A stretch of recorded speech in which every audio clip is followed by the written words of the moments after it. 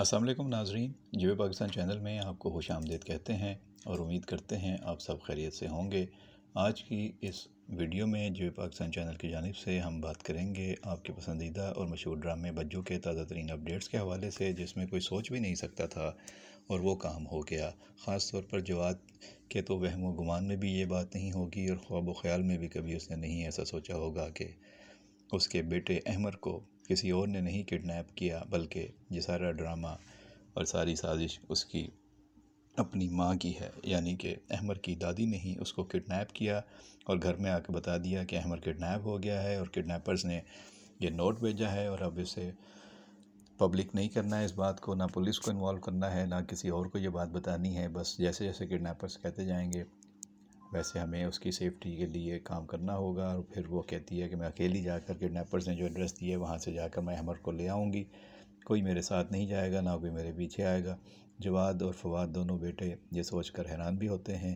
دردانہ، ثنا اور بشرا پریشان ہوتی ہیں کہ اکیلی امی کیسے وہاں جائیں گی، ان کی جان کو خطرہ ہو سکتا ہے، آپ مردوں میں سے کسی کو ساتھ جانا چاہیے۔ لیکن چونکہ ماسٹر مائنڈ ہے صبا دادی، تو وہ خود ہی کہتی ہے کہ کوئی میرے ساتھ نہیں جائے گا، میری جان جاتی ہے تو جائے، لیکن میں احمر کی جان نہیں جانے دوں گی، اور تم دونوں بہوئیں میرے لیے بہت منحوس ثابت ہوئی ہو، تم لوگوں کا مقام بدلنے سے تم لوگوں کی اوقات نہیں بدل سکتی۔ میں دونوں بیٹوں کو کہہ رہی ہوں کہ یہ بات نہ آج باہر جائے گی نہ بعد میں کسی کو پتہ چلنا چاہیے، اور یہ بات دونوں بیٹے کان کھول کر سن لیں اور اپنی بیویوں کو بھی بتا دیں۔ پھر صبح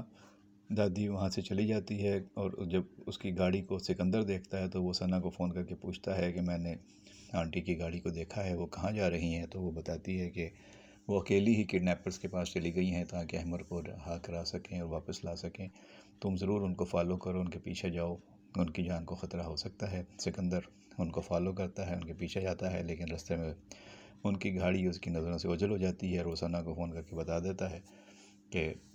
ان کی گاڑی اوجھل ہو گئی ہے۔ ثنا کہتی ہے اپنے شوہر سے کہ ٹھیک ہے سکندر، تم واپس آ جاؤ۔ ادھر دکھایا جاتا ہے کہ بنیادی طور پر شادی کے موقع پر صبا کی جو بے عزتی ہوئی تھی اور بجو کے پاس، اور بشرا کی شادی کی وجہ سے فواد نے بشرا کا ساتھ دیا اور ماں کی بات نہیں مانی، تو اس کا بدلہ لینے کے لیے پورا پلان بنایا، پوری اسکیم بنائی اور ایک سازش تیار کی صبا نے، اور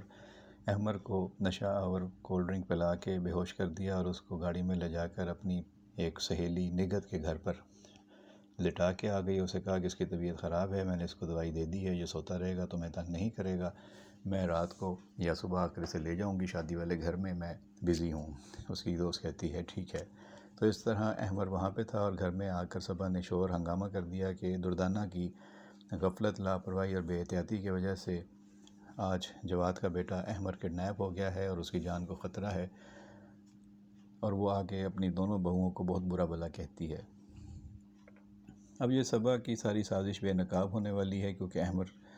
کو جب وہ لینے جاتی ہے تو اس کو ہوش آ جاتا ہے، وہ پوچھتا ہے اپنی دادی سے کہ میں کہاں ہوں، یہ میرا کمرہ تو نہیں ہے، آپ مجھے یہاں کہاں لے آئی ہیں، میرے ابو کہاں ہیں؟ تو وہ کہتی ہے کہ تم بہت بڑے حادثے سے بچے ہو، تم کڈنیپ ہو گئے تھے، تمہیں ہم نے بہت بڑی رقم دے کر رہا کرایا ہے، اور یہ میری سہیلی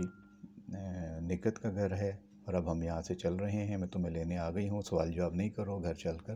آرام کرو۔ گھر لے آتی ہے اس کو، اور اسے آگے سب گھر والوں کو کہتی ہے کہ اب اسے آرام کرنے دیں، یہ بہت بڑے ٹراما سے گزرا ہے، اور اسے کوئی سوال جواب نہ کرے، اس کو آرام کرنے دیا جائے۔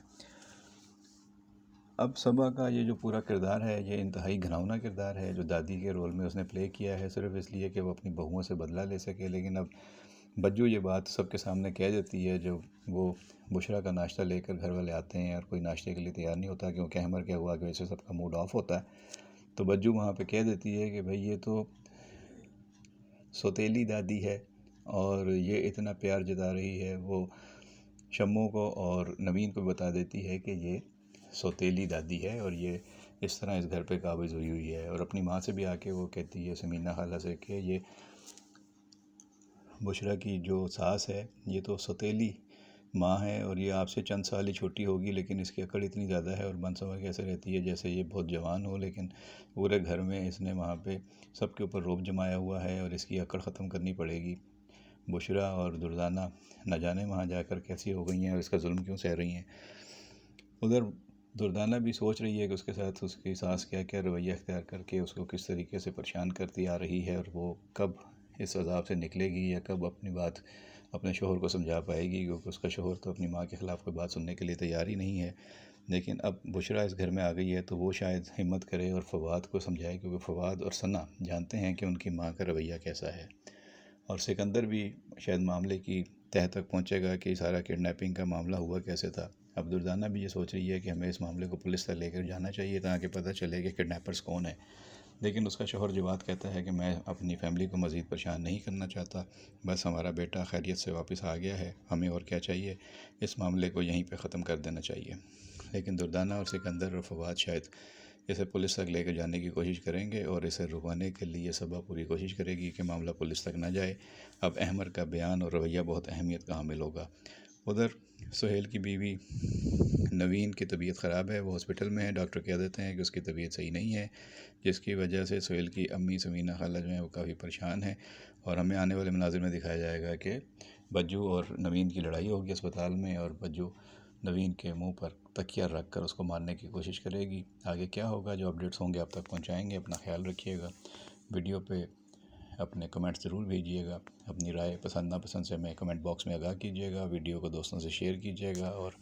گھنٹی کا بٹن دبا کے چینل کو سبسکرائب ضرور کیجیے گا۔ بہت شکریہ۔